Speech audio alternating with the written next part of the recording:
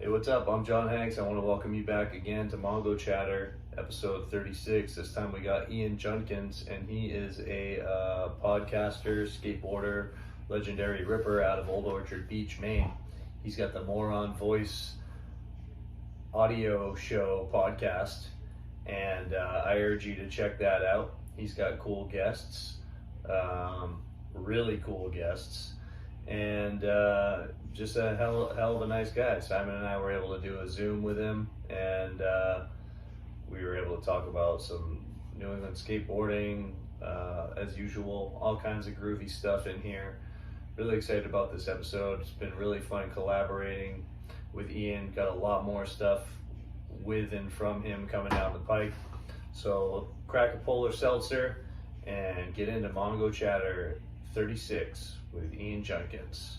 Mongochatter, Mongochatter, Mongochatter, Mongochatter, Mongochatter.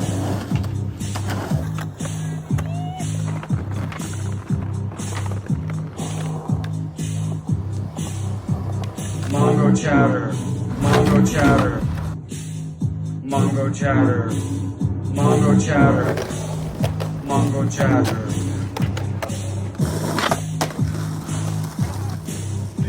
Mongochatter. Ready? Yeah, cool. Let's do it. Me.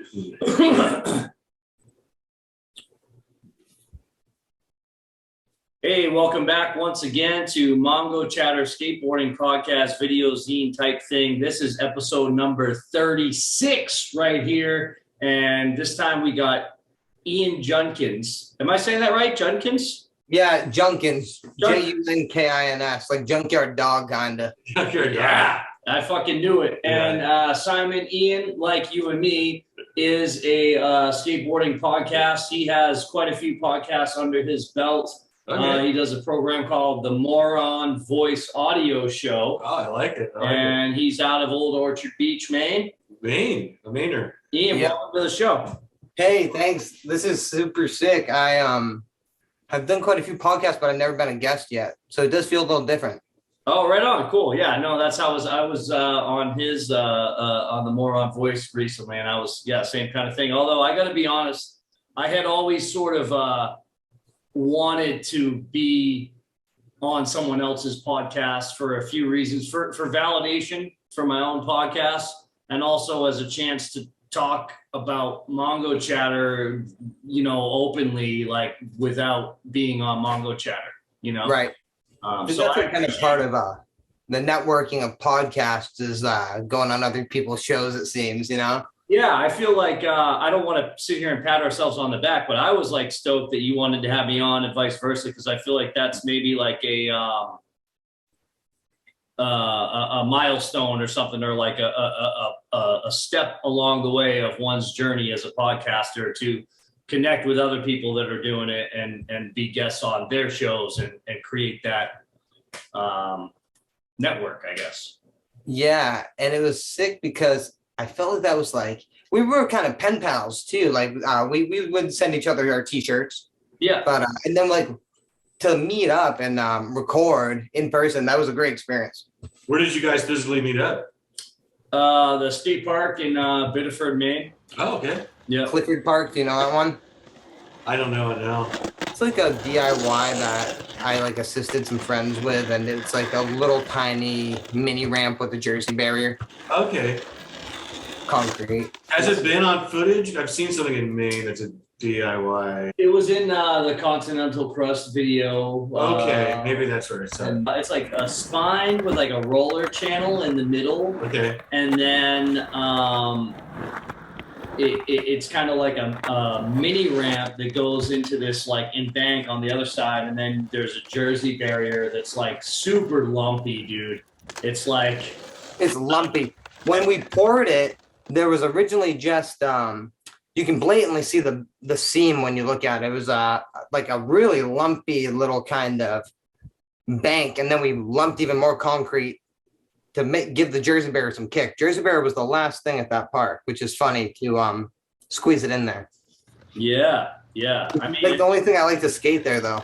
This dude shreds it, and it's like, So it's a legit Jersey barrier, or you, Dude, yeah. or you. When my friend's ex-wife actually bought it and had it delivered, and we were like, hell yeah, we're gonna use this, like, you know. now where did she buy a Jersey barrier from? Yeah, how does one We buy? ordered it from the town. Oh, Oh, really? Yeah, and then the Really? town or something said something like you could have just asked, really, because they knew the project was happening. Whatever, right? I didn't know you could wheel and deal with the town like that. You could just fucking, they may want to get rid of them sometimes. yeah. Huh. You know, Anything to get a little bit of fucking money for these towns, for these little tiny towns. You know? Yeah. that's cool. I like. Yeah, but so we skated there. My sister lives in South Berwick, which is not That's right, far, that's right. you know, maybe 20 minutes away. So it was a little day trip, and it was like, you know, when I went home, it was kind of like that was part of the decision to go back there. Was like, well, I knew I could. We had been talking about doing it for a while, Yeah. and his is more well, it's an audio show. Yeah, So, you know, it wasn't like we were going to do it over Zoom. yeah. So it kind of had to be done in person and fucking, you know, Cool. yeah. What is the show about? It's like a show that is about a lot of things. Like I do different topics. One of my favorite segments is called the Edible News, where I like to like crack down on like people misusing edibles. Usually it's like accidentally dosing old folks or something. And I do like my music picks. I do like music, some like ridiculous picks that I know nobody out there agrees with, but you know what I mean? Fun stuff. It's comedy. I act like kind of ridiculous. As an outsider's perspective, it seems like you tend to hone in on like music that you like, but you know is gonna like trigger people, and like it's like you're like trolling people with your music picks, you know? Yeah, definitely. Give me an example of some music. Like a thing that my show's like heavily associated with is John Mayer. Like I've made it like very clear. I'm like he's like one of my favorite guitar players. He is my favorite guitar player. Then I do other shit too. I don't even know. So you said it's like an ordeal when you have guests on. Do you ever, because when I was on, I felt like you and I had a great conversation, and like it was more like a meeting of the minds. Definitely. But I don't feel like I necessarily got the full on audio voice. It wasn't like we didn't do any segments. It wasn't like your normal shit. It wasn't like your normal, you know, we're in a Mexican restaurant, kind of like impromptu guerrilla style, just having a conversation. Whereas like, you know, we hit and run it. Yeah, no, it was tight, but it was. Oh, that's tight. I was wondering if you had like, what's your, do you have an ideal setup or scenario, or do you like to do them alone, or do you prefer to have a guest, or? When the podcast started, I've just always been a fan of like even AM radio.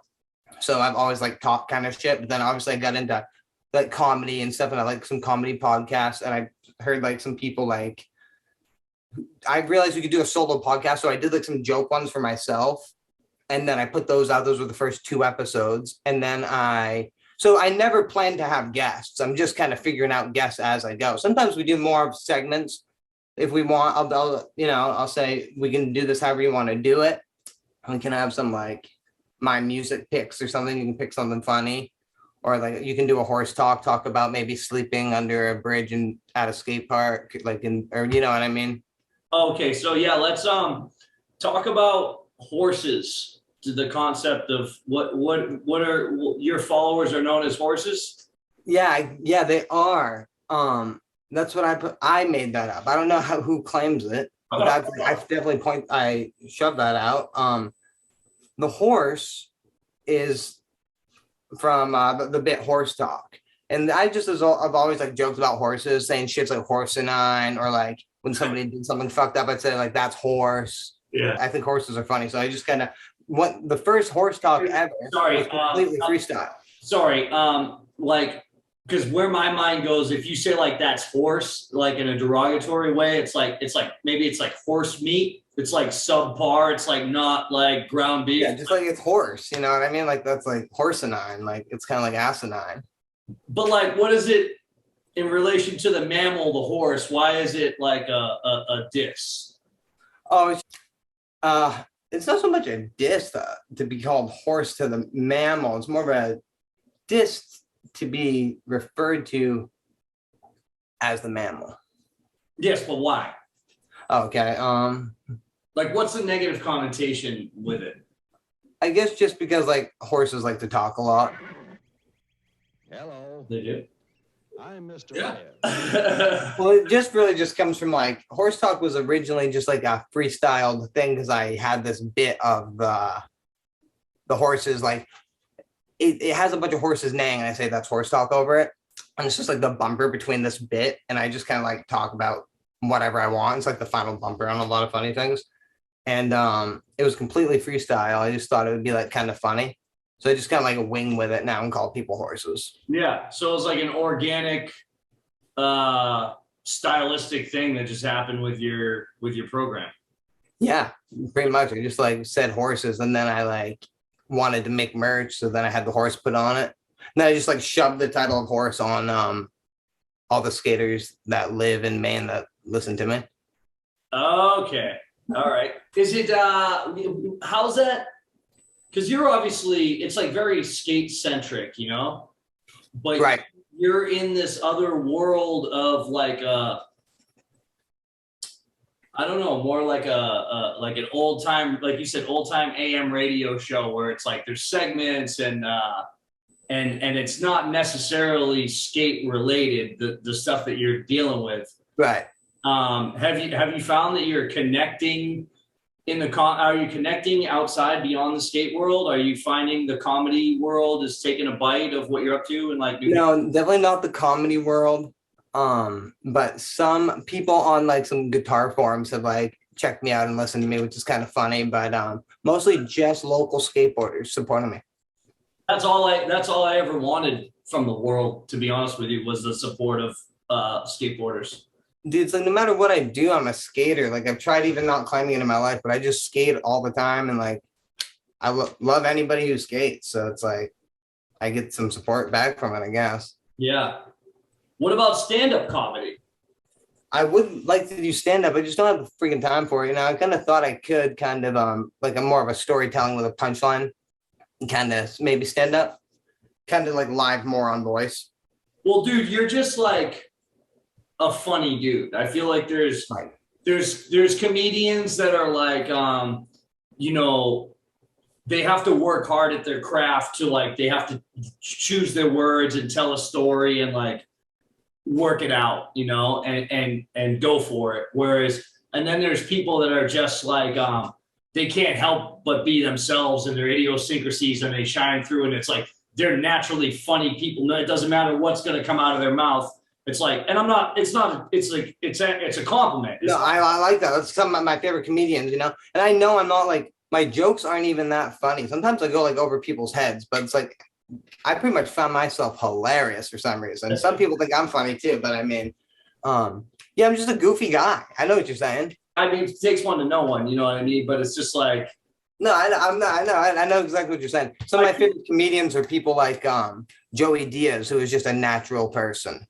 You know, that's why I like him because he's just a natural person. Same with another hot take for a comedian is Mike Rappaport. yeah, With him, he's just like himself, so he's hilarious if you get to know the character of him.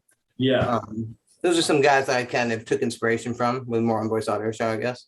And I think I asked you about this when I was on your program was because Bill Burr does a podcast where he's just solo in a room with a microphone going psycho for however long.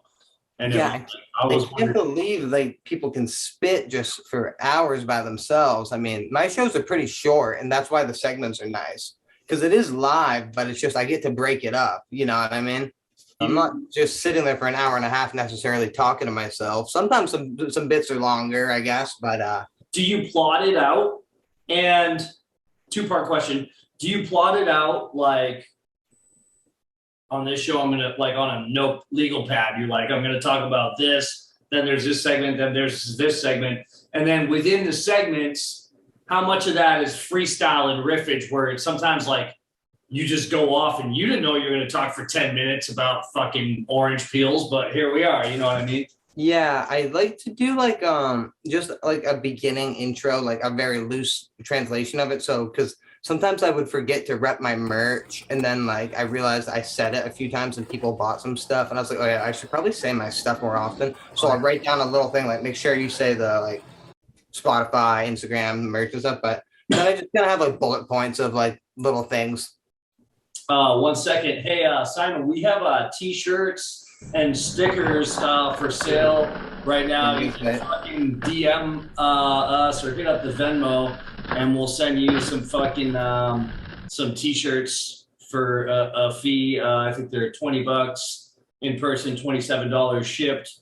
And here's the graphic. So yeah, thank you for reminding me that. Yeah. I don't know. That may or may not go in, but yeah, it's just like, yeah, that's a weird thing. Like with podcasts, we talk about it all the time. Like how shilly do we want to be? Like I kind of used to like, it was just like you turn it on and that's what it is. And there's no dork at the beginning being like and subscribe, you know what I mean? But now we do these intros where it's like, I feel it's like if we're bothering to make shirts or whatever, like we try to do these little intros where we're like, yo, fucking, this is what's going on in our universe right now. Here's an episode. You know what I mean? Yeah. How do you feel about that? You know, like, I mean, you got to rep your stuff. If you don't, if you're putting this much effort into something and then you're not going to take the extra step, it's that's just spreading awareness. You know, if you're working your free time to do a podcast, make merch, freaking edit a podcast, connect with people, you better be repping it too. Like you gotta put your name out there and rep yourself, you know. Yeah, this is a little different than like being in a garage band. It's like I mean, as much as I say like, oh, I love doing this, I don't think anyone would do something this grandiose with the intention of they don't care if no one watches it or not. It's like, yeah, you're right. And sometimes I get a little sheepish about like people like, why'd you move to San Antonio? I'm like, oh, the weather. I'm not like, I fucking came down here to fucking take my podcast to the next level, bro. You know, like mostly because I'm busy at work when people ask me, but that's kind of what we did, right? Yeah, absolutely. I think everybody, I mean, we all must have some sort of ego to do this. Right. But there's also that, but there's that other side of that like, all right, I got to make another Instagram post promoting myself. You know what I mean?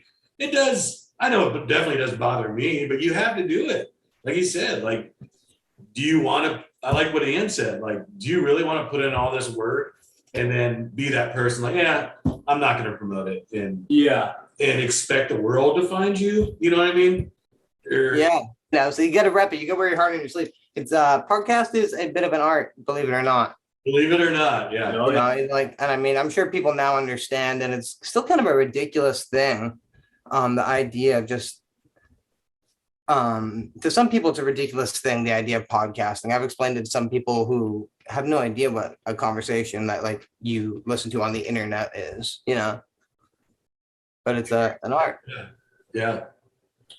Yeah, it's weird. It's kind of like a talk show without a topic or something. Like I like the ones that are more free form, and they're not free. Like it's cool. People can do like their murder mystery podcasts or whatever, like these recorded segments, and they add music. And I guess essentially that's what Mongochatter is visually. You know, it's a hybrid of many different pieces of content rather than just a raw conversation. But it's kind of like a talk show or something like that can just go like, it's not like listening to the news or something where there's like these bullet points and then it moves on and it's very rigid and it's like pre-contrived. It's like the podcast, the good ones are like unfolding as you're listening to it. Yeah. I mean, you never come in with an agenda. And I try not to even like research the guests at all. Yeah. And I think it makes it that you can't be any other way but a meandering conversation from there because I didn't research him one bit. And I don't do that to be offensive to me. And I just think that it works for what we want to get done here. No, dude, and Yeah. like my hope is that like you in these within the conversation, you're like curious because you don't know him, right? Yeah. So you're like, so now Yeah. you have a question, and it's like, Yeah, here of course. now we're talking. You know Yeah. what I mean?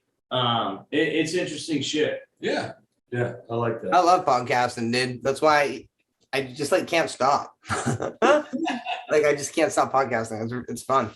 How long have you been doing it? I started last October. Okay. Wow. Okay.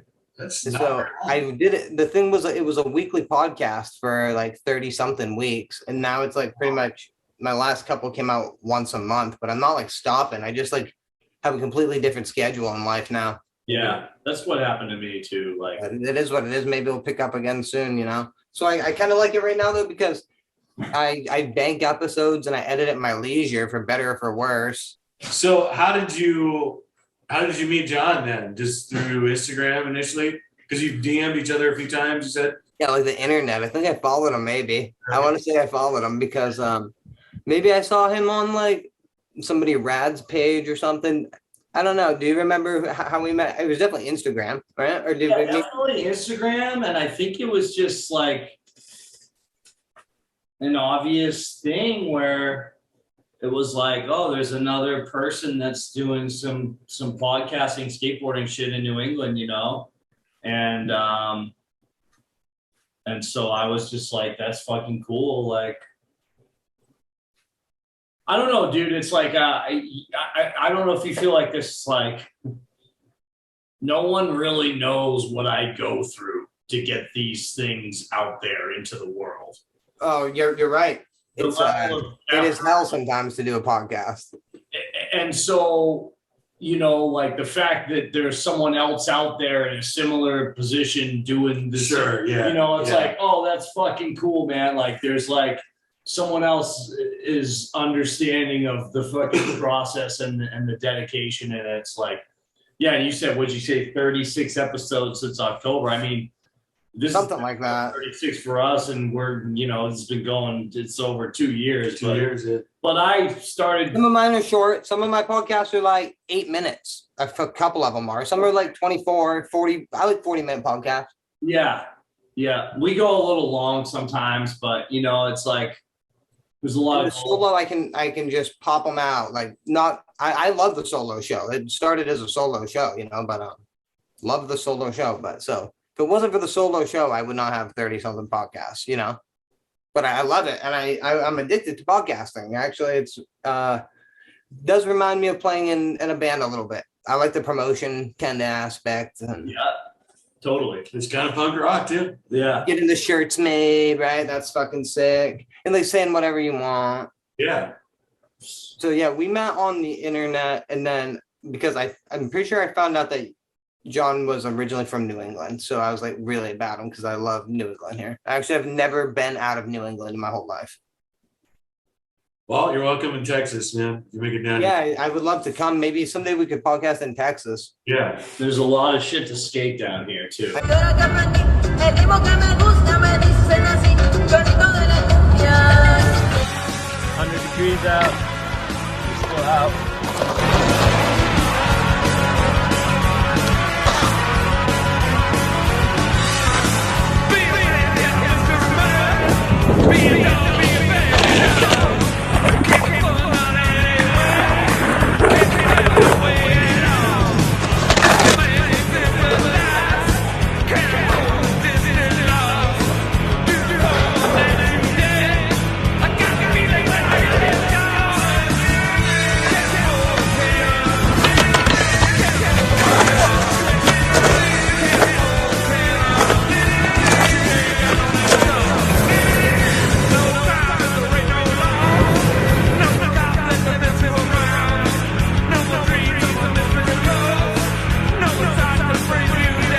I know I'd probably skate him like shit.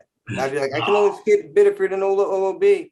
No, because I feel like, and they say this about skiing, you know, like if you learn to You know, if you ski in the East Coast, the ice coast, it's so icy. Oh, okay. Yeah. They're like yeah. when you go out to West, dude, you go out to already the have powder. the chops because you're like you've dealt with all this shit, so it's like it's a breeze. Yeah, you're like you go out to Tahoe and it's like this perfect powder, and like, and you've skied, on ice. So perhaps the bit of crust, Yeah. you know, would prepare you for like these like fucking smooth travel, fucking I mellow. love the Bit of Crust, and I love the Old Orchard Beach skate park, which is my home park with Biddeford, which is you know, I've been skiing that bowl for like 5 years, doing the same line. I love that park.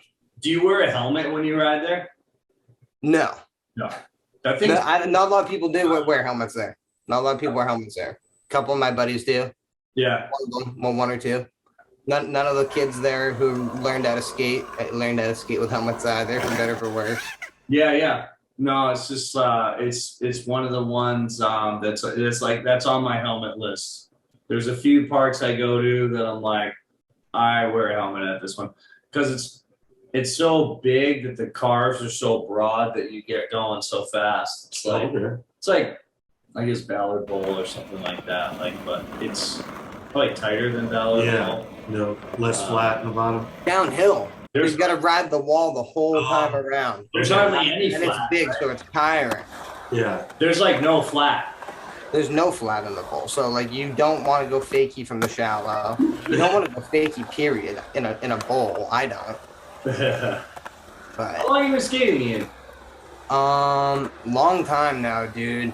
I fucking got into skating when I was young. Probably my first board that I tried to do tricks on, like a junk board, I was probably about 10, and then by What's a 13, junk I had like a Walmart board, like, you know. Like Nash or some shit. Yeah, pretty much. You know, it was like $20. But my friend had the boards from Olympia and the ski store, Joe Jones Ski Store, if you know that one, New England brand. I know. I've heard of They it. were like a bike store, but there was only one skate. We weren't going to one skate shop in fucking town yet, you know. So he was getting like the World Industries boards and the Element boards and this was boards, all that kind of crap. This was Biddeford? This was Old Orchard. Okay. Were you around for the days of Rats? No, I've heard the freaking legends of that place though, man. When was that? Early 2000s, like right before me? 90s. Tom Noble had it, who had Who Skates. I know him. Rest in peace, you know. He passed away, but I didn't mean to cut you off with the whole Rats thing. You were saying Oh no, yeah. So and then by the time I was like 13, I was definitely riding like more affordable, professional quality skateboards, like ones you'd buy as a complete. Maybe I got from the mall, a World Industries board, and that's a board I learned how to drop in on and stuff at the original Old Orchard Beach skate park. Are we talking wet? I'm trying to get a subtext. Are we talking Probably 2004, 5. So I got it's my like- first board. It was like New School World Industries with like Carlos de Adandre or whatever. Like, we had the posters with like Mike Crum on them. Okay. On a small board though, you know what I mean? Yeah. And it Off was the like, top of my head, we were into other boards too though, but like because we were playing like the video games and stuff actually, and like the logos at that time for World looked like Metal Gear or some shit, right? They were pretty like tech, like futuristic, like these were like my first board was that Flame Boy and Wet Willie, and Yeah, Flame Boy's like a scientist lighting him up in a test tube, and he's screaming in the test tube. that's so sick. It's kind of sick, dude. For like an $80 board, and I learned how to do some shit on it. I actually still have like a chunk of it somewhere. That was the original like Devil Dude and Flame Boy and what I mean Flame Boy and Wet Willie, it got a little bit like cartoony then, like when he was in outer space with the laser beam and shit. But like the original Devil Dude, who was just like he was like Spoon Devil, I always called him. because it started out as this little ad campaign and it was supposed to be the corporate influence in skateboarding. Like, hey man, I'll give you money, like fucking making these dudes pro, you know, like the devil, you know. Okay. And then it just morphed into this whole marketing fucking juggernaut, and it's now They did little comic strips. You ever see those and stuff? yeah. The little toys. I had little toys of them too. I mean, if I had tits, I'd get a little. I wish I had a little like home tattoo of the devil man on my, Oh man, that'd be a good one. you know, Like Janice on The Sopranos has the Rolling Stones. I'd have the devil dude Wow. on the titty.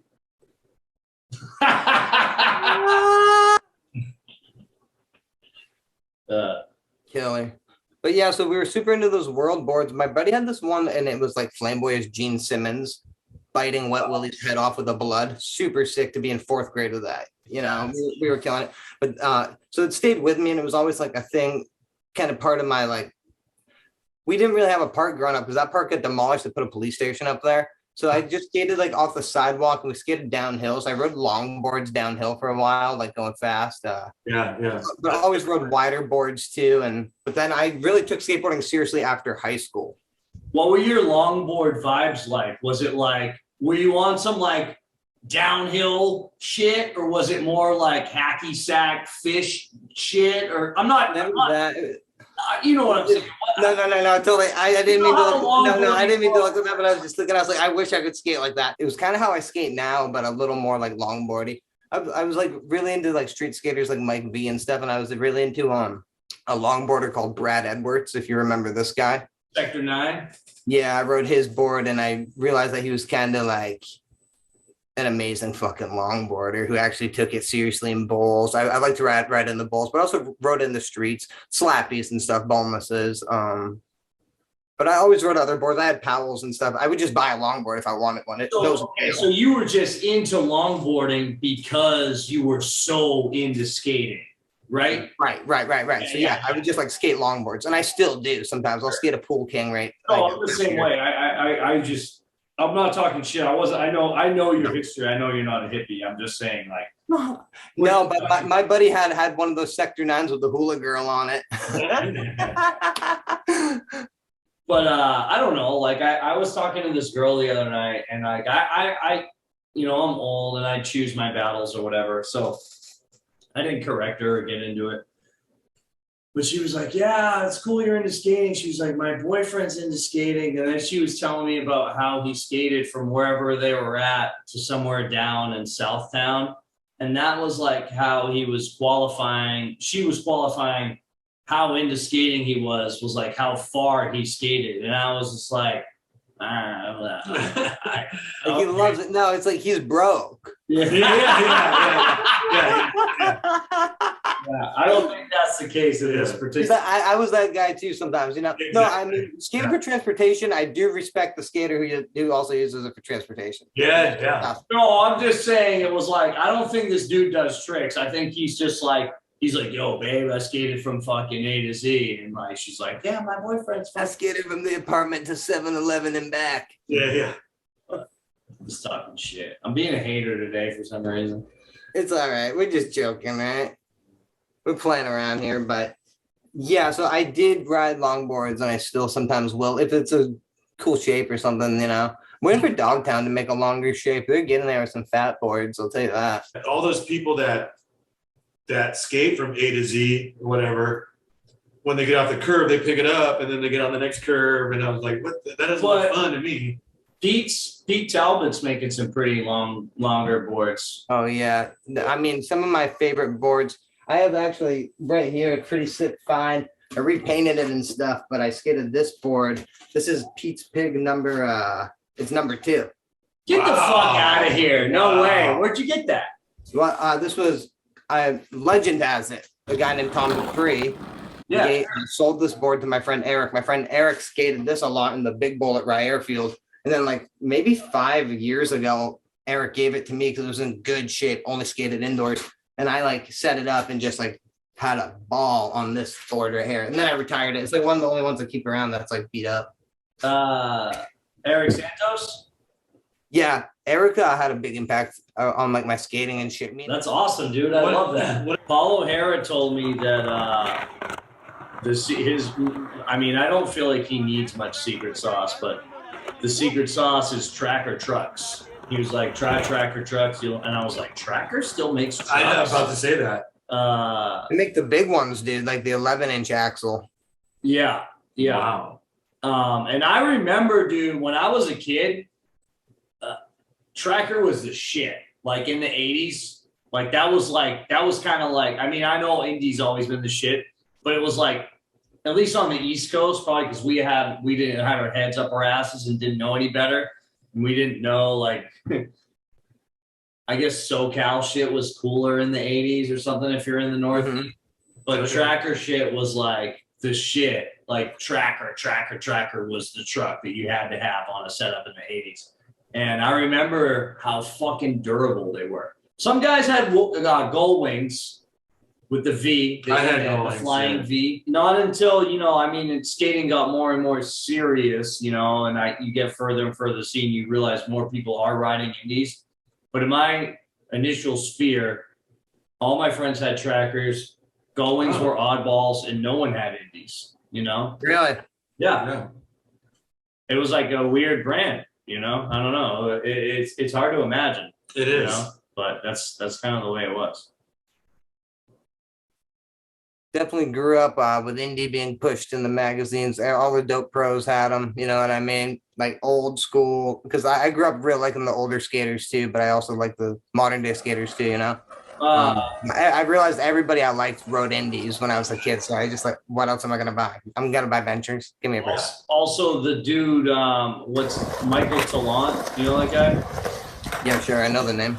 He was an indie rep or an NHS rep, and he was around Rye and Southern New Hampshire and Southern Maine and shit big time. So I feel like indie grabbed hold. I remember they did they threw a Halloween contest at Rye, and it was all sponsored by Indy and shit. Like they used to, if there was a while there where all the events in that area were tied to independent trucks because he was that dude. You know what I mean? So at what point? Okay. When did it like really take hold? Was there a moment in time where it just like you were like, man, this is it. Like skating is like fucking, this is my shit. I'm doing this. Like when, because you're like, it's like you have like again, it takes one to know one. It's like there's certain people that are just like down for skating, and like they know everything about it. They're into it. They're good at it. They're like, it's their whole life. It's like skateboarding is like their shit. And like, when did that happen to you or for you, or was it always like that from the beginning, or what do you think? I was definitely always down pretty much as I am now. Maybe I didn't know it. You know what I was stoked on, dude, was that Dogtown documentary when I was growing up. And then I think like the next year, the funny ass live action movie. That's like my favorite movie ever. That came Lords out. of Dogtown? Yeah, Lords of Dogtown and the documentary but I was like really into those.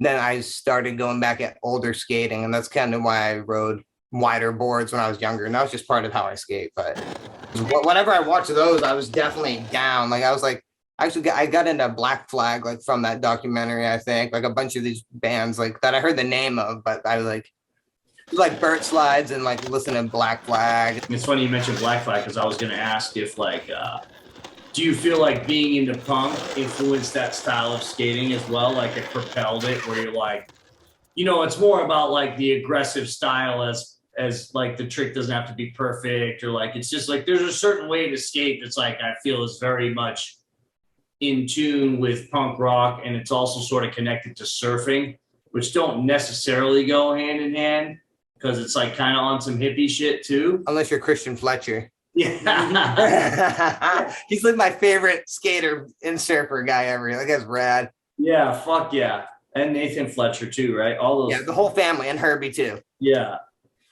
But do you know what I'm talking about? Where it's like, it's more like it's a punk thing. You're like, okay, cool. Like, I don't want to learn how to do crooked grinds. I'm just going to fucking go fast and slash everything and fucking cut the sleeves off my shirt and fucking like, you know what I mean? Like listen to Sam Hain or whatever, Yeah, so like I got into it at the same time and stuff, but when I was a kid, I was really frustrated that I couldn't like do a lot of the tricks that like the local skaters are doing. Like I couldn't like kickflip. I still have never really done a kickflip. I used to be a heel flipper periodically, but I had a hard time skating like that. Then once I realized like a guy like Mike V, when I was younger, he was like a big guy. I was like, yo, you can like, I was really into wall plants, like cheesy style, like boneless, and then like take your foot off wall plant. And I was like, when I was doing those tricks, I realized like you can kind of just skate however the fuck you want. Like, Oh, it's yeah. like, kind of just like realize you don't need to be like going in a straight line, doing like a kickflip to fake you getting frustrated when you could like go behind the school and just like hit the ride on, like I would hit like a little ride on speed bump kind of thing, like just like getting something, I guess, you know.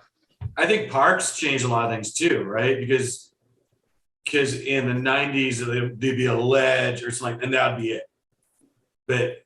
And then they started putting all this shit together and laying out an actual skate park where you can ride over to the ledge. You know, there's a bank. You know what I mean? You can link a few things. Like it's designed to skate, and at some level designed to learn how to skate. But I'm in it for the freaking ride, baby. Yeah. 100%. What I'm talking about. I'm in it for the ride. We used to do this thing at Northgate Skate Park in Seattle and like Green Lake sometimes, where it's like, you know, everyone there is like a local and it's all cool and everyone's like friendly, and it's like you kind of get in the groove and you're like, dude, we don't even really have to take turns anymore. Yeah. So I used to just say, hey, everyone, go psycho, go psycho. And everyone would just go skate at the same time without worrying about, you know, it's so good. It's like so fun to skate like that, where it's just like everyone's like out of control, but it's all good. It's like a mosh pit. A jam. Yeah, a jam, a jamboree, you know? I did enjoy mosh pit when I was a younger kid as well. Are you a good mosher? Maybe back in the day. My prime was probably around 2011 when I was a mosher, really, and I was in like kind of like a like hardcore pop punk band, and we like played shows, and people would like. I wish there was videos because it was so funny, but it was kind of funny. This guy's like a what would you say? Stage diving, slam dancing. This guy's a legend in the fucking world of of mosh. You know, I'm in with some pretty heavy duty moshers. So, and I did get my teeth broken at Poison ID and the Dwarves. So I think my teeth end up in someone's head. Because I'm not very tall, and this guy came up from below and In their head. I don't know, but all I felt was his head come up. I don't know what he was on the ground or something, and like God, up and like hit my face. I was like, oh, that felt weird. And I went to the bathroom, it was just blood everywhere, and I was like, oh, I can't see my fucking tooth. And then when I finally cleaned it up, I was like, I just have half a tooth. And like when I went to the dentist, like, yeah, it broke off like at a crazy place. Like it doesn't really hurt because like the nerve endings are still in there. You just lost like the bottom bit. So I was like, I wonder if it ended up in that dude's head or something, because he came up pretty hard. damn.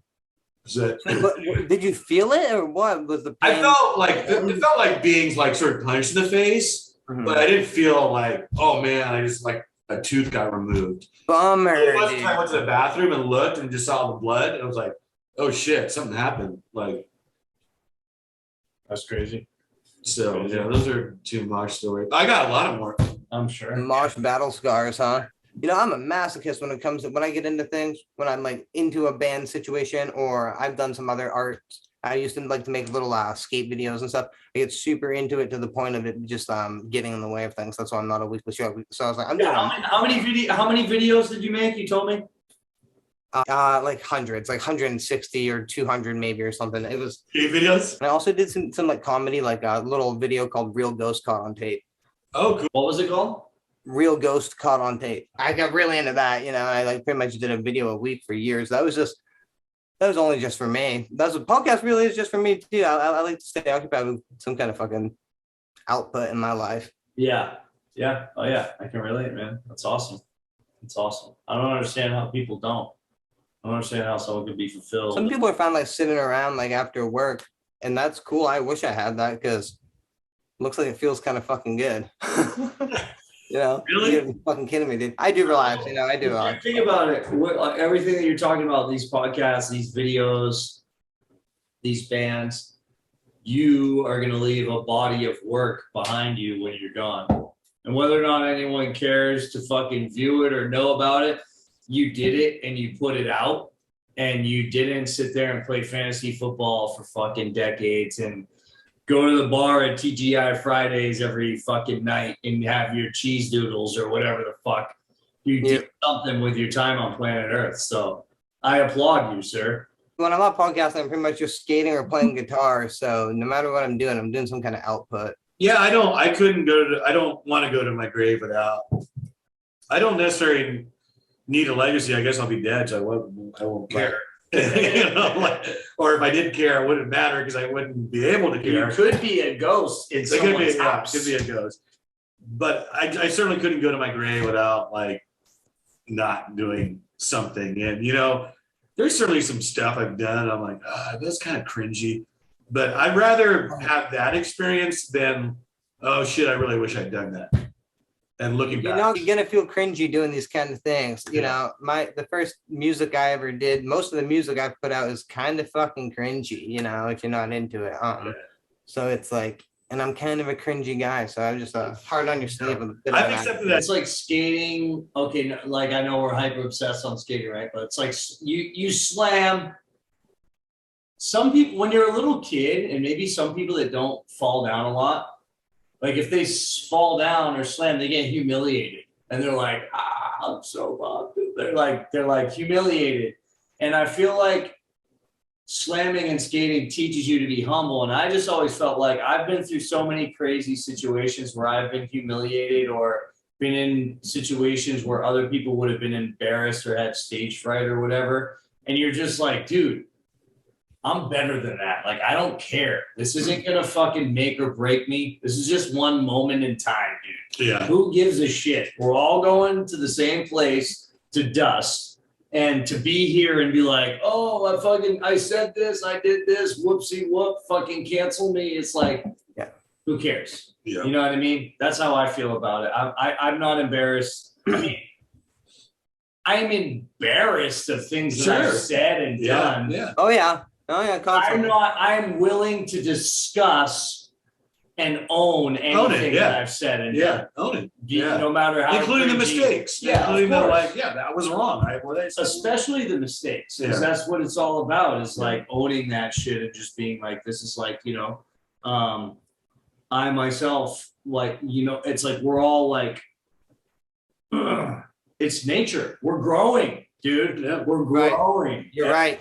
You know what I mean? We're growing and learning and living. And so things in nature grow. So yeah, that's my spiel. Sorry about that. You heard it here first. Things in nature grow. Yeah, yeah. No, I get it, dude. I'm just saying, like, I don't understand. And I know people like they don't like public speaking or whatever. There's some people just have genuine hangups about that.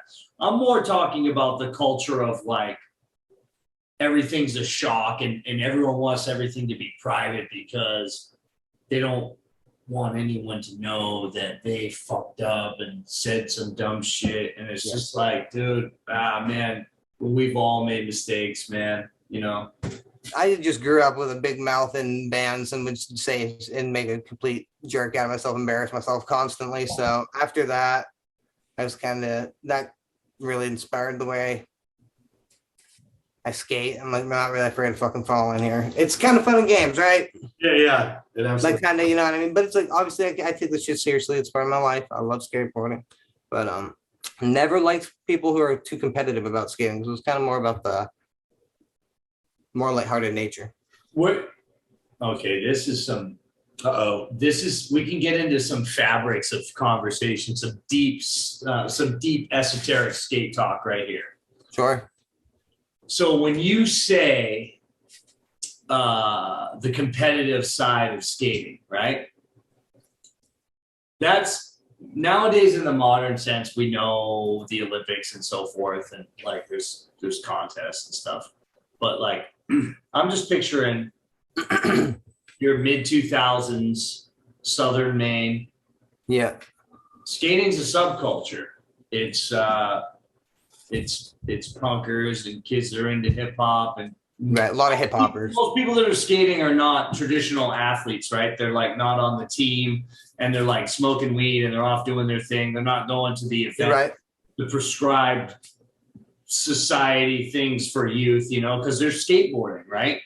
So are you talking about within that subcultural context? There's competition. Yeah, exactly. Like, and to this day, still, you don't see as much when you're an older guy, you know. But an I'm better than you attitude towards skateboarding and like other people, a local jock at a skate park kind of. But I can appreciate the skating. I'm not about the attitude. Is Nigel a jock skater? Probably, right? Probably. But he's also And who am I, you know? he's also like a Dennis Rodman like type figure, you know? Nigel's a freaking superstar, you know?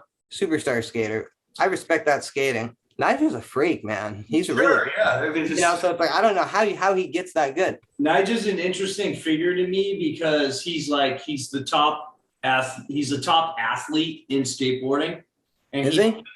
Well, I guess so. right. He's okay. In the parlance of our times, if you're talking to a lay person without going into all the nuances of skating and shit, Nigel is the best, right? He's he's an incredibly gifted contest skateboarder and incredibly talented street skater. Mm-hmm. And he'll go down in history as such. What's interesting to me is for all of his exposure and his athletic prowess, he really doesn't seem to have any handlers or PR or anyone that like, he's just kind of like off the cuff. He'll go to raves with like fucking a million young girls and shit and put on in his stories. And he's just like out there like he's brash as fuck. Right? And so it's like, that's the difference between skating and other sports. Is like there's no rules or league to tell them like, dude, you can't smoke blunts and fucking go to Belize and fucking do coke off chicks' tits. Like, you're the top dog, you know. But like apparently in skateboarding you can, and that's why I asked you if you thought Nigel was a jock skater because he's in the world of competitive skating, but he's like Hosoi was. In his time, you know, he's just like an animal. I like Hosoi. I love Hosoi, you know, but I'll bet you at the time he was probably annoying if you had to like skate and travel. Oh yeah, with his little cape. Yeah, and all of his entourage and his hoes and his dad and his drugs and his whole bullshit, you know. Rocket Air, are you kidding me? It's such a sick trick. Yeah. Rocket Air. Nigel probably has an army of influencers with him everywhere he goes, just fucking people just fucking TikToking their fucking life away as they walk into the fucking, the velodrome to win the fucking street league or whatever the fuck, you know. It's better because I mostly like local skaters and stuff. Yeah. I don't really follow pros unless I really am into them. Like, what's your favorite straight edge band? Me? Wow, good question. I guess I would have to say Minor Threat, right? Yeah, the classic. It's like the Beatles of straight edge. Okay, it's like Marry, Fuck, Kill. I have to say H2O. They're like my favorite band ever, dude. Ah, I told you about my connection with H2O and my homeboys. Like, yeah, respect to that. you know, like we are still friends because we were the kids that went to hardcore shows and we were all into H2O at a certain place in time. And then ended up getting an apartment together. We went to Suffolk University, and I'm still friends with these fellas to this day.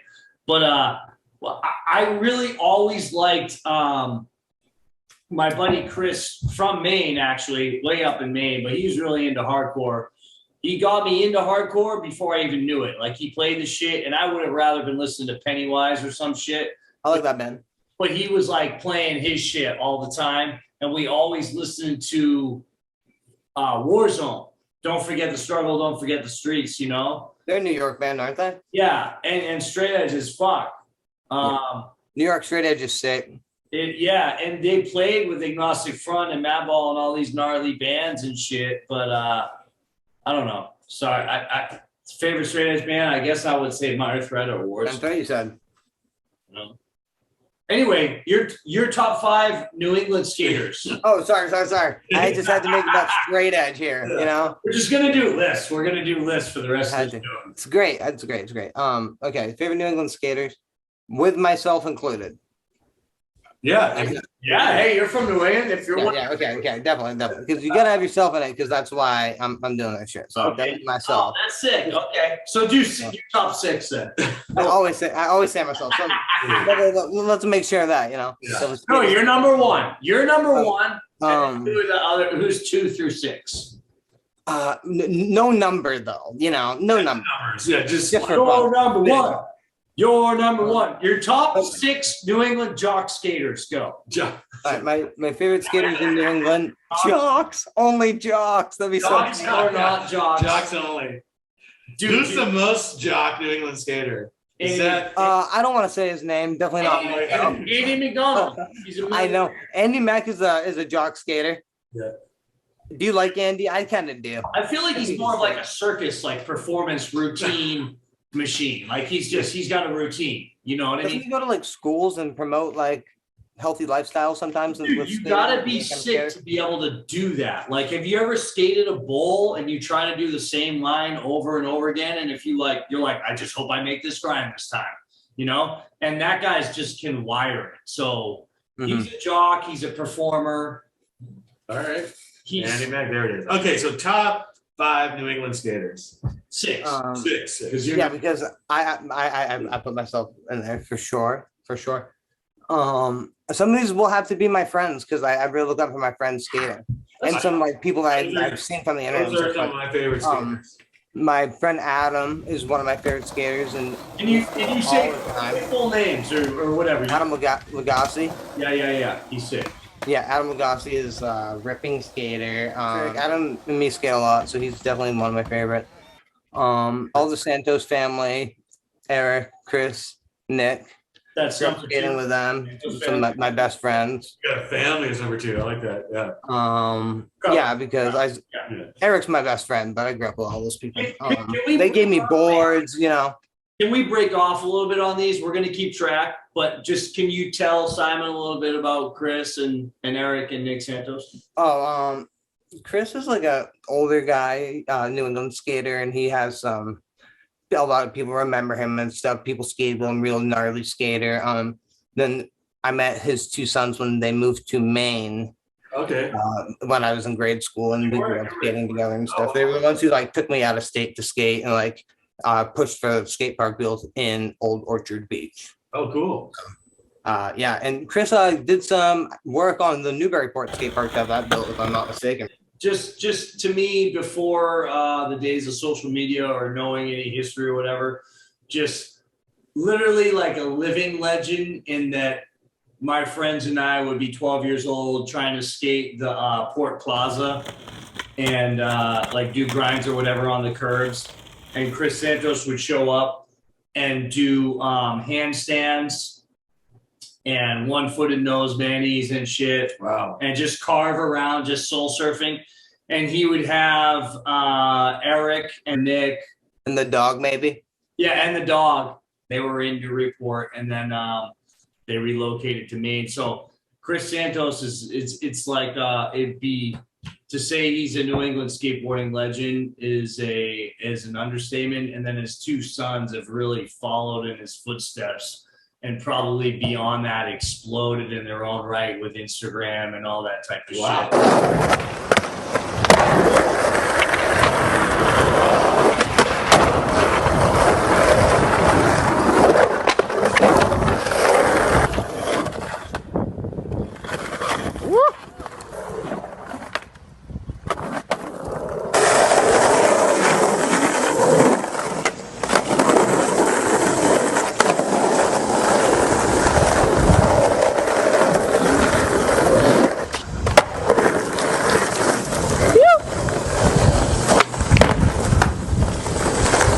Yeah. That's how you doubles.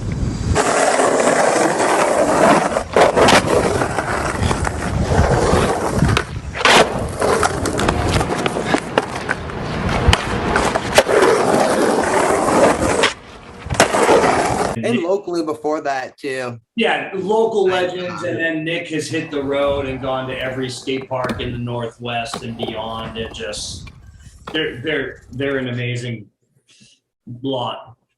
Yeah, Eric's a really positive force on the local skateboarding scene, and it always has been. So you said Santos family, you said Adam and me. Adam Lagasse, and you. And number 3 or 4 or whoever in the pile.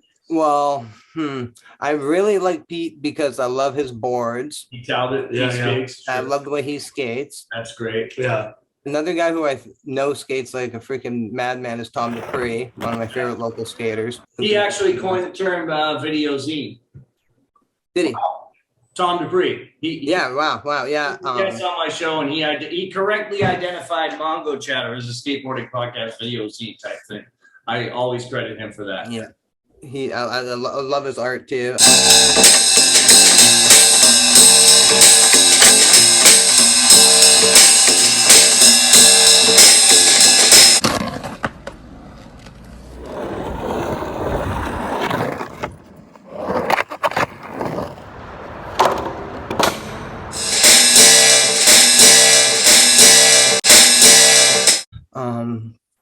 That's 4. All right, number 5. Number 5. Wow. I could name anybody, and I'm gonna name somebody very special to me with skateboarding. Have you ever heard this name before? Andrew Siska. Who? Andrew Siska. Oh God, no, dude. This is gonna sound whack or whatever. He did a lot. He actually did do a lot for skating. So not with his name tag. This is gonna sound whack or whatever, but like, what's his handle? He's not on socials. He doesn't really skate that much anymore. But he was the brains behind the Biddeford Skate Park builds. All the work we've ever done there. Okay. It's because of Siska. Andrew and his planning and him getting in touch with people. All that fucking concrete, dude.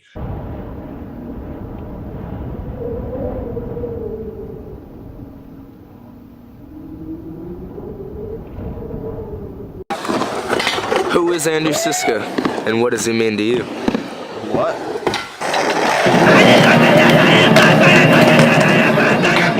You do not invite me here to talk about Andrew Siska. I will not fucking talk about that. Andrew Siska, wasn't he the guy that burned down 5 acres with his best friend when he was younger? What do I think about Andrew Siska? A lot of stuff. Who the fuck's that? He's not vegan straight edge. Skated with him a few times. Fucking drunk. Guy's amazing. He's revolutionary. I was there the night he was drinking. You know, I think it's a damn shame. I think that he had a lot of potential and he threw it all away. You know? He's a fucking asshole and I don't like Andrew Siska. Is that all you have to say about that today? No. No, that's not all I have to say about it. Because Andrew Siska has made such a fucking impact on my life that I don't think anyone could recreate it ever. Yeah, Andrew. Yeah, Andrew. Woo! Yeah, Andrew! Yeah. God, he's such a fucking ripper.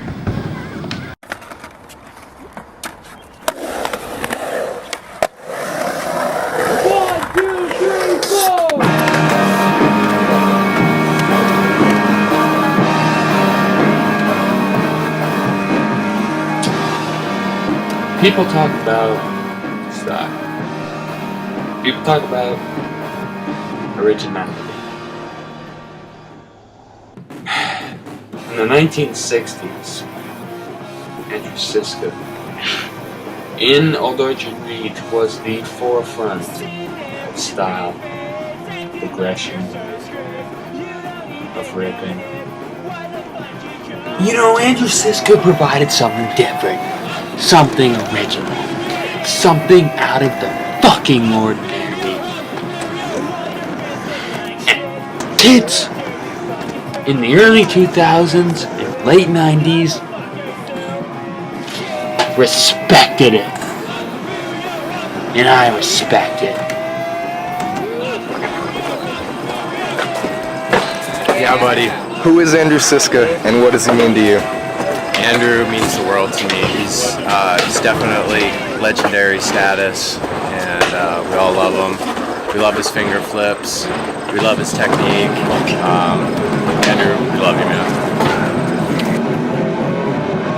Andrew Siska is the kind of skateboarder that will look at anything and say, fuck it.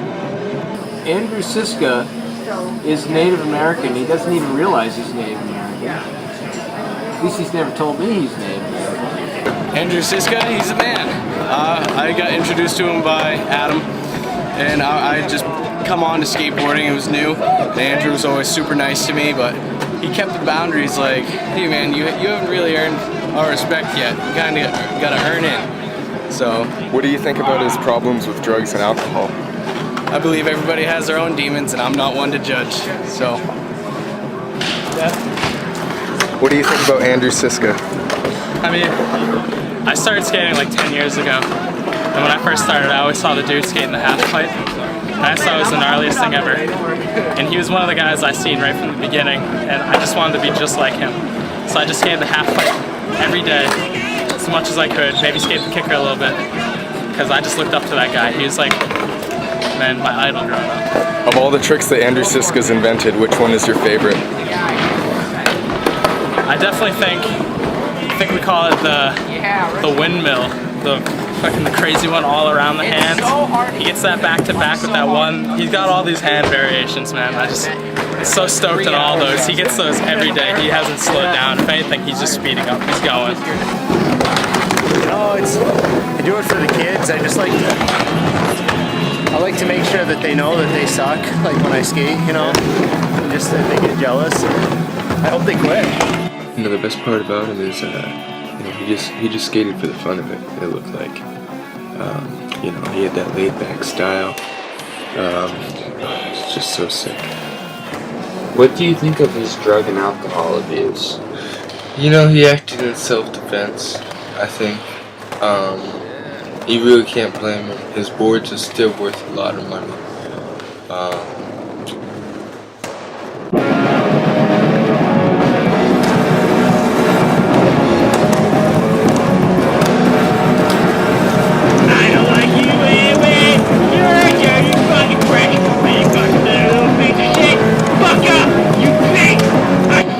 He had it all, everything a man could want. Money, power, fame. But was that enough for Andrew Siska? No. He had to resort to a life of drugs and alcohol to feed his dying need for the unknown. He smoked kush with some of the greatest skateboarders in the world, and when asked about it, he would say he is the best kush.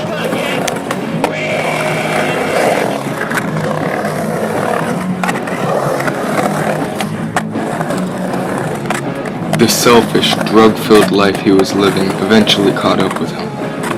He has overdosed multiple times, dead on arrival to the hospital, but something brought him back. Some say it's his lust for kush. What's it like being a pro skater? I mean, it's like fucking Sonic and palm trees every day. Yeah. Money, bitches. Some people say that Andrew Siska is really messed up on drugs and alcohol. What do you think about that?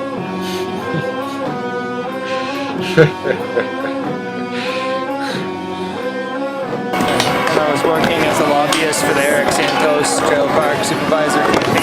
Yeah. It was the most fulfilling part of my career so far. What do you think of Speedy and AstroCog?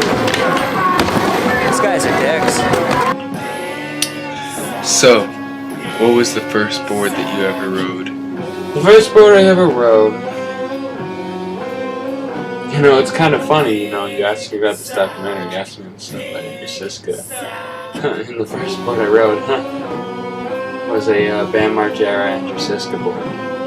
Really? What did it look like? It had a heartagram and a guy drinking beer on it. Yummy. Oh, I think he's a loser. He's no good at skating at all.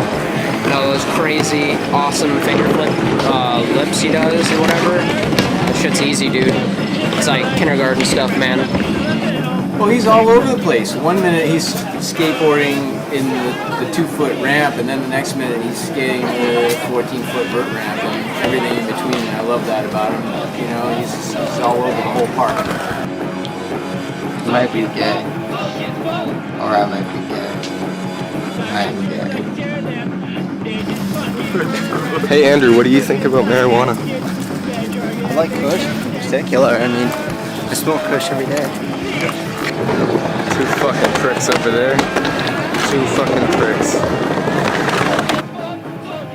My advice is to keep fucking shredding and stuff. Keep fucking shredding and speed.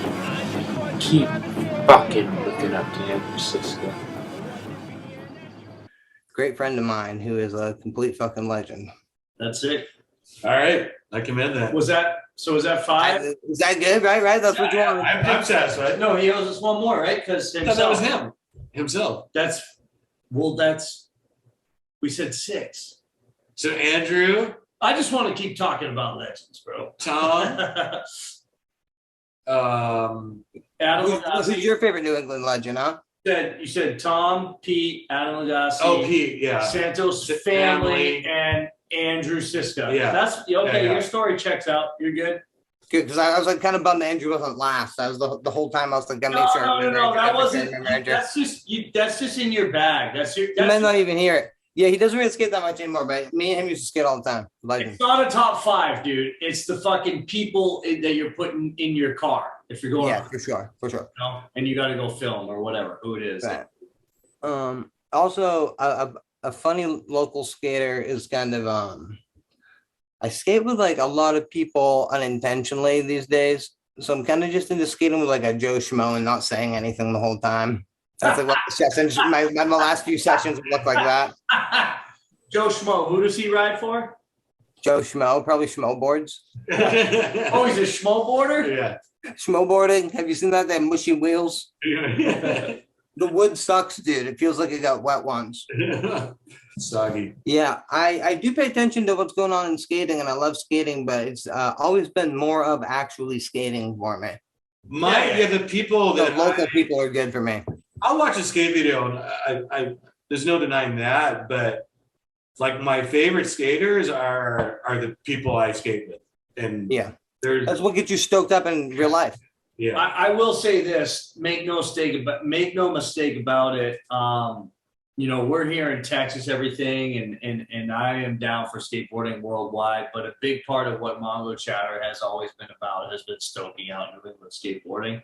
So I know it's awkward for people to talk about themselves and their friends like that and stuff. And like, we're just like, we have 200 subscribers. Like, who am I? What the fuck does what I say matter? Well, you're a local podcast, so you're talking locally. You know, that's how I look at it. That's why I have these people on.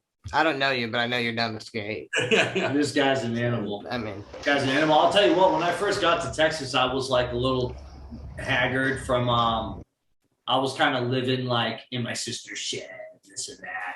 And then I was on the road and I was eating mushrooms and I was going to skate parks in the South and I was skating a lot and driving a lot every day. And I got to Texas and it was hot.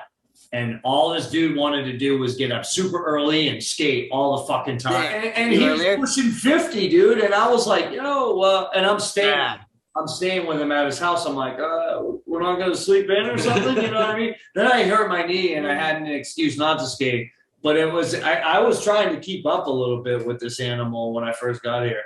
You know, true shit. Where were you guys going skating so early? It gets in the summer, it gets so hot here. And like, there's no reprieve from the sun. You know, there's not a lot of like tall trees. Like I live in Seattle before I moved here. You know what I mean? Like, so you don't get any shade. But the nice thing is, there's rivers and shit to swim in, and not really in town. You have to go out of town, but you can do all that sort of shit.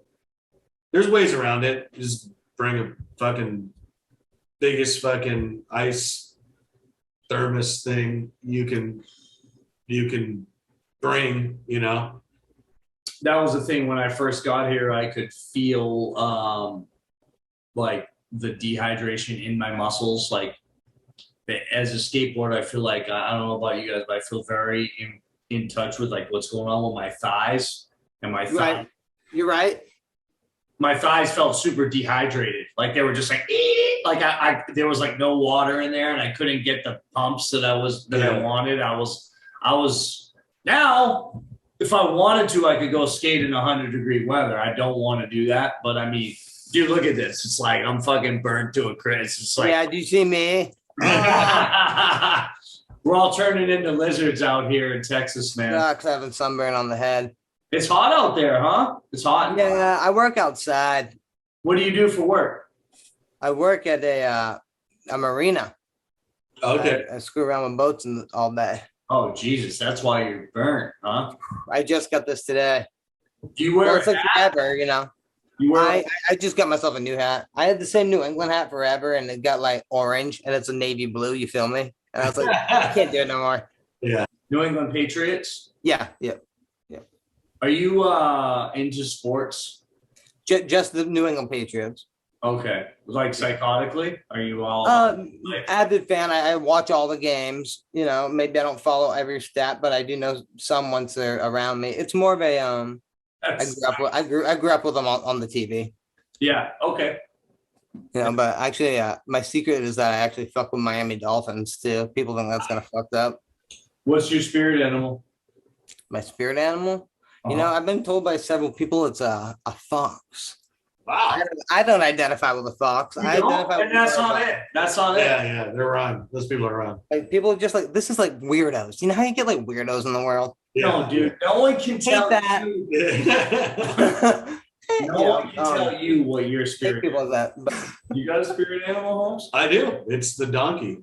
Oh, I yeah. really relate to the donkey. El burro. El burro, yeah. I love donkeys too, man. Me too. They're cool. Actually, I like baby donkeys a lot. I look at pictures of those. Okay. They're cute. Yeah, I'm into the donkey. Cool. Ian, is it what do you want to say to myself, yourself, Simon's self, and the universe? First of all, it's important to support local fucking podcasts, you know. It might be a little cringy. We're not local. We're not. No one else is cringy. Like going to work 9 hours a day every fucking day, and we all do that. So it's like support a podcast if you're breaking your back at least. Listen to that shit at work. You know what I mean? Oh yeah, yeah. That's what I'm saying. You know what I mean? You have time to fucking at least check it out. But really, like, it connected me with people like yourselves. I just met Simon.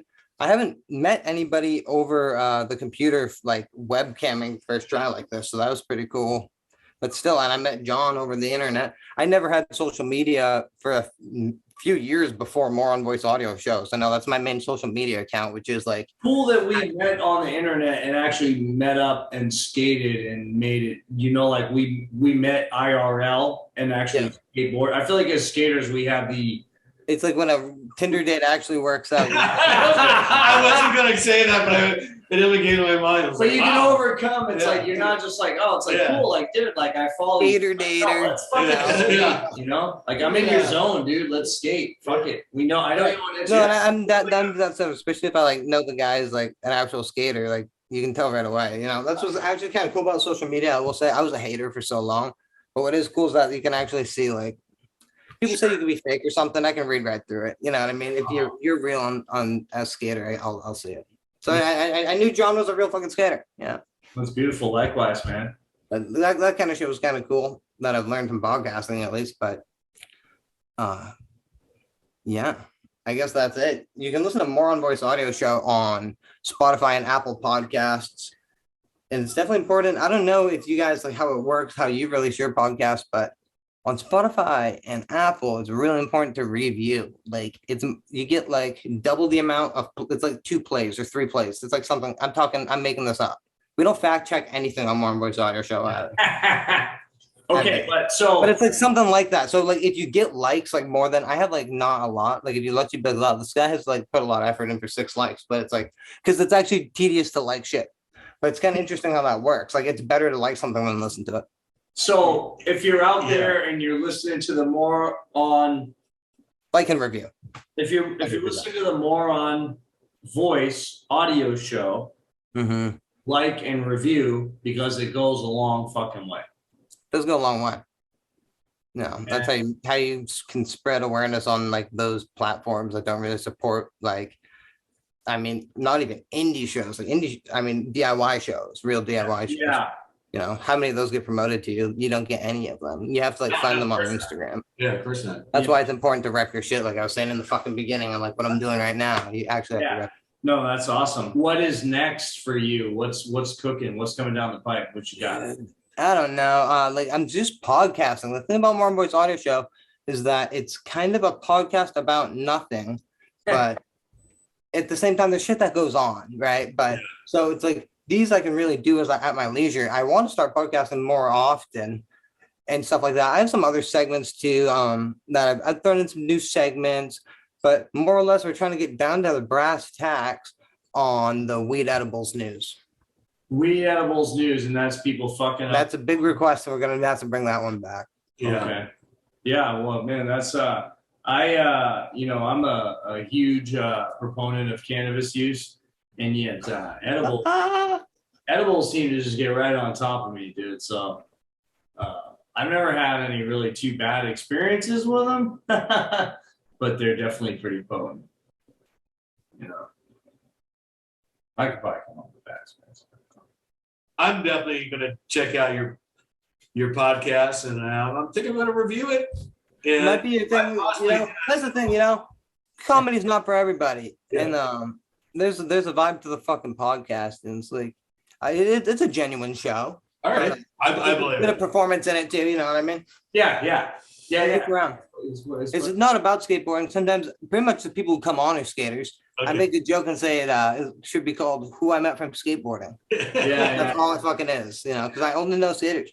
Yeah. Like I was saying, like I've tried like not identifying with a subculture many times in my life, and like sometimes I struggle too. But I am like legit a fucking skater. I hate to say that and sound that fucking like that, but Yeah, I don't think you can. That's all I know. That's all I know.